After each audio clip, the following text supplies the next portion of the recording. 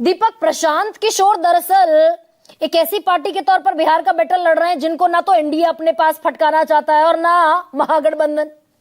लेकिन जैसे ही एनडीए के खिलाफ जाकर प्रशांत किशोर खड़े हो गए, वैसे ही अपना प्रशांत किशोर के पीछे लग गए आप भी, कांग्रेस भी लग गई और आरजेडी भी लग गई।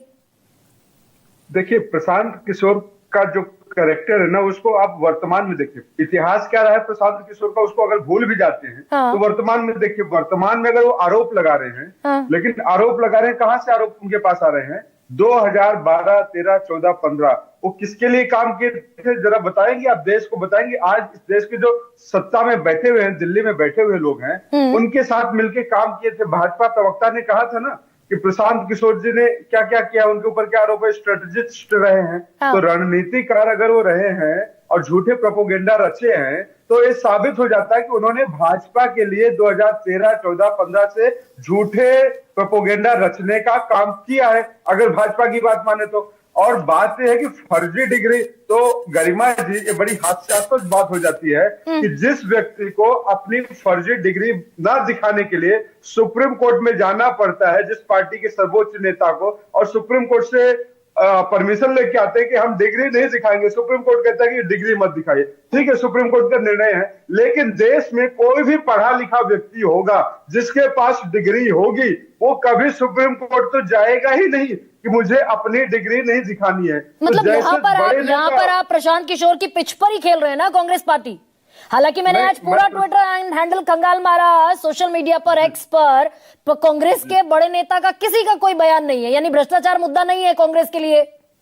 देखिए, भ्रष्टाचार पूरा का पूरा मुद्दा है। प्रशांत किशोर ने एक आवाज उठाई है। प्रशांत किशोर अब राजनीति में आ चुके हैं। आरोप अगर उन्होंने लगाया है तो इसकी जांच होनी चाहिए। नरेंद्र मोदी जी इस देश के सम्मानित प्रधानमंत्री हैं, वो कहते हैं ना खाऊंगा ना खाने दूंगा। मेरे यहाँ कोई भ्रष्टाचारी है नहीं, लेकिन सारे भ्रष्टाचारी विपक्ष में है। तो नरेंद्र मोदी जी के ही रणनीतिकार से जो निकल के अब नरेंद्र मोदी के पार्टी के नेताओं को ही कह रहे हैं, उनके सहयोगियों पे ही आरोप लगा रहे हैं। तो भाजपा को और उनके सहयोगियों को तो इसको अति गंभीरता के साथ अब तो न्यूट्रल व्यक्ति है ना भाई, पास्ट की तरफ, पास्ट को छोड़ दीजिए, अब तो न्यूट्रल व्यक्ति, अब तो चुनाव लड़ रहे हैं, पॉलिटिकल आदमी है। तो अभी तो मैंने कहा सही कह रहे हैं प्रशांत किशोर या गलत कह रहे हैं दीपक झा? देखिए, घर का भेदी लंका ढाए, जैसे विभीषण को पता था कि रावण को कहां तीर मारेंगे तभी रावण की मृत्यु होगी, उसी तरीके से निकल के आए हैं विभीषण जी उस पार्टी से, और जनता के बीच में आके कह रहे हैं कि देखो ये सारे के सारे भ्रष्टाचारी हैं। अगर यत्र यत्र बंदिश तत्र तत्र धूमस, मतलब जहां जहां आग है वहां वहां पर धुआं तो होगा। अगर आरोप लगाए, मतलब यानी अशोक चौधरी ने, सम्राट चौधरी ने, मंगल पांडे ने, संजय जायसवाल ने, दिलीप जायसवाल ने, ये सारे भ्रष्टाचारी लोग हैं एनडीए में, ये कांग्रेस मान रही है प्रशांत किशोर की तरफ। बिल्कुल, मैं अगर आरोप लगाए तो जांच करने में क्या दिक्कत है? मैं तो कहता हूँ, जो प्रियंका भारती ने कहा, सीएजी का आकलन है कि 70,000 करोड़ रुपए का जो इन्होंने घोटाला किया, तो उसकी जांच का।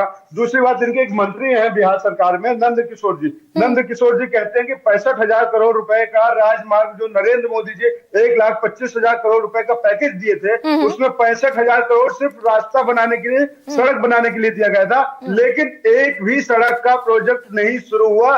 पैसा कहां गया पूछती है बिहार की जनता। नहीं, बिहार की जनता ये भी पूछेगी क्या दीपक झा कि हमाम में सब नंगे हैं क्या?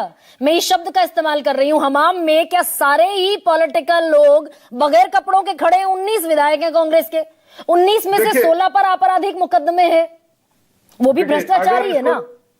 इसको दो पहलू से देखिए, राजनीति में और सार्वजनिक जीवन में, ब्यूरोक्रेसी में बहुत सारे लोग ऐसे हैं जिनपे भ्रष्टाचार के ऊपर केस लगे। अब आप बताइए, पंकजा मुंडे, नारायण राणे, शिवराज सिंह चौहान, हेमंता विश्व शर्मा, शुभेंदु अधिकारी और भाजपा के राष्ट्रीय अध्यक्ष, उपाध्यक्ष होते थे मुकुल रॉय, इन सब के ऊपर आरोप तो बहुत लगे, लेकिन जांच भाजपा वालों की नहीं होती। बात है कि अगर आप भाजपा में रहेंगे, भाजपा के सहयोगियों के साथ रहेंगे, तो आप स्वतंत्र रूप से रहिए। जैसे मां गंगा में आप डुबकी लगाइए और आपके सारे पाप धुल जाते हैं, उसी तरीके से भाजपा में अगर आप शामिल होते हैं या सहयोगी बन जाते हैं, तो आपके ऊपर कार्रवाई नहीं होगी। अच्छा अरविंद निषाद, ये जो फैक्टर है भाई, प्रधानमंत्री ने कहा 70,000 करोड़ के घोटाले की आरोपी naturally corrupt party NCP. Ajit Pawar इधर आ गए, पाप मुक्त हो गए।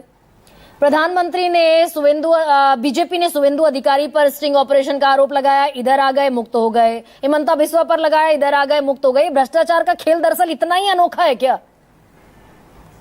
इधर आ जाते हैं तो सब वॉशिंग मशीन में धुल जाएंगे। नहीं नहीं, ऐसा नहीं है। देखिए, जिन पर जांच एजेंसियों का जांच जारी है, वैसे लोग जांच का सामना कर रहे हैं। हम न किसी को बचाते हैं न किसी को फंसाते हैं। हमारी पार्टी बिहार में पिछले 20 वर्षों से सरकार चला रही है। बिहार और देश के लोग जानते हैं कि यहाँ भ्रष्टाचार से समझौता हमारे यहाँ नहीं किया जाता है, चाहे वो किसी स्तर का भ्रष्टाचार हो। प्रशांत किशोर पर मानहानि का मुकदमा तो जेडीयू को करना चाहिए। अगर गलत बोल रहे हैं, इतनी बड़ी बात कहते दिख रहे हैं, तो मानहानि का मुकदमा तो हो जाना चाहिए था अब तक। भाई, प्रशांत किशोर को भी हमारे मुख्य प्रवक्ता नीरज कुमार पर मानहानि का मुकदमा करना चाहिए। उन्होंने आरोप लगाया, क्यों नहीं अभी तक किया? अच्छा, ठीक है सर। मतलब अशोक चौधरी जवाब नहीं देंगे, इस्तीफा भी नहीं देंगे। नंबर एक। नंबर दो, नंबर दो, अभी आरजेडी के प्रवक्ता बोल रही थी कि सीएजी ने 70,000 करोड़ का घोटाले का आरोप लगाया। संवैधानिक व्यवस्था यह है कि उपयोगिता प्रमाण पत्र नहीं आने की वजह से सीएजी इस प्रकार का आरोप लगाती है। अच्छा। और उसके लिए लोक लेखा समिति विधानसभा में और पार्लियामेंट में गठित की जाती है। लोक लेखा समिति का सभापति विपक्षी दल के विधायक और सांसद होते हैं। लोक लेखा समिति संबंधित विभागों के। अरविंद जी, चलते चलते, अरे भाई, आप सुन नहीं रहे, आप सुन नहीं रही हैं। आरोपों का जवाब आपने जो संवैधानिक प्रक्रिया है उसको आप सुन नहीं रही हैं। और आरोप झेलने के लिए हम लोग यहाँ नहीं बैठे हैं। सर सुना दीजिए, मैं तो बस छोटा सा सवाल कंक्लूड करते हुए आपसे भाई सुना जाए। हाँ भाई, सुना जाए ना। सुधारने के लिए ये जरूरी है क्या? यहाँ भाई वीरेंद्र बिहार विधानसभा में लोक लेखा समिति, अब आप सुन नहीं रही है। अरे भाई वीरेंद्र लोक लेखा समिति के चेयरमैन हैं आरजेडी एमएलए की हैसियत से। जब सीएजी ने 70,000 करोड़ का आरोप लगाया तो भाई वीरेंद्र को सीएजी के चेयरमैन के हैसियत से उनको मीटिंग बुलाया जाना चाहिए। मीटिंग संबंधित अधिकारियों का बुलाते, उनसे उपयोगिता प्रमाण पत्र के संदर्भ में जानकारी लेते, प्रेस वालों को बताते, उसके बाद। Okay, you played well today.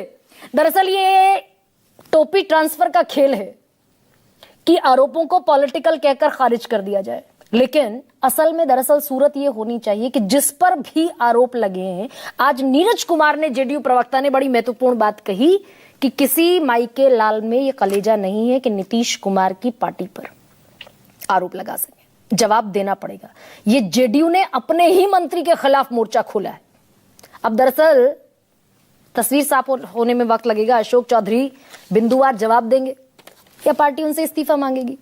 और रहा सवाल बीजेपी के बड़े नेताओं का, वो भी तमाम चीजें पब्लिक डोमेन में है। सबसे बड़ा सवाल में इतना है।